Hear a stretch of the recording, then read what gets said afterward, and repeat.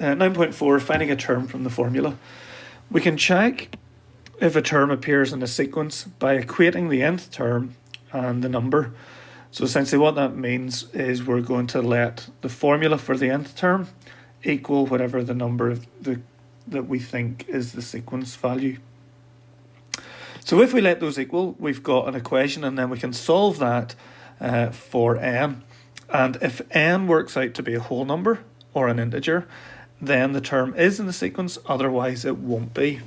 So for instance, we've got here 37, is it part of the sequence 4n minus 3?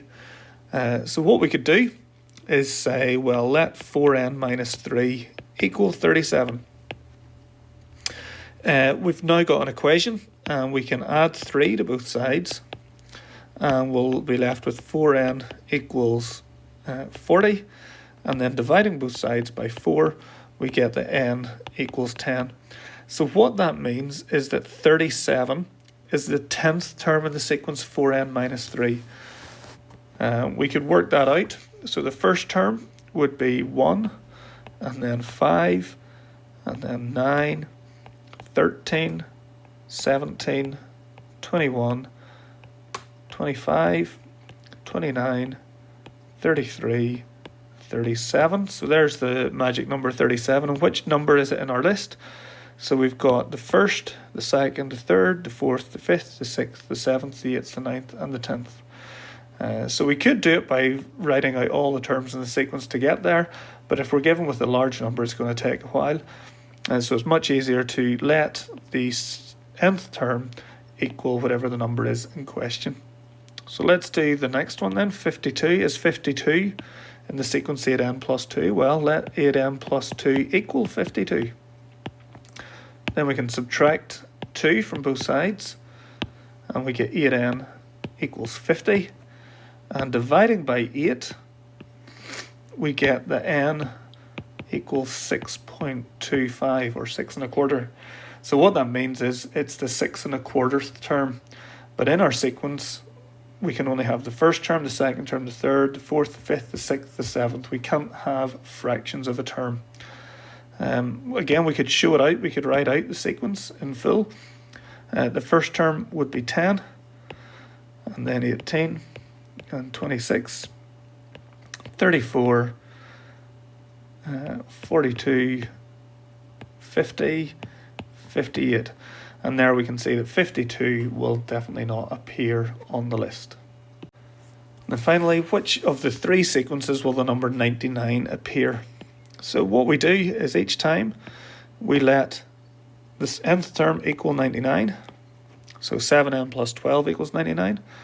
What we'll do from here is subtract 12 from both sides, and we'll get that 7n equals 87, and then divide by 7, and we get that n equals, well, let's do this non-calculator, 87 divided by 7.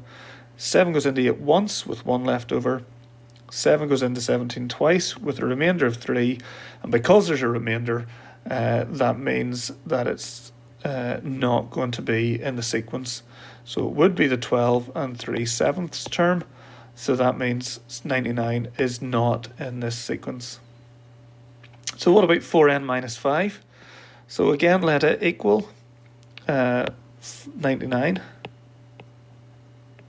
We need to add 5 to both sides, and we get that 4n equals 104, and divide by 4, and we get that n equals 26. So that means 99 does appear on 4n minus 5 sequence, and it's the 26th term. Finally then, 150 minus 0.5n, so let's let that equal 99. Now here we've got a negative n term, and we don't like that, so the best thing that we can do there is to add 0.5n to both sides. And what we get then is 150 equals 99 plus 0.5n.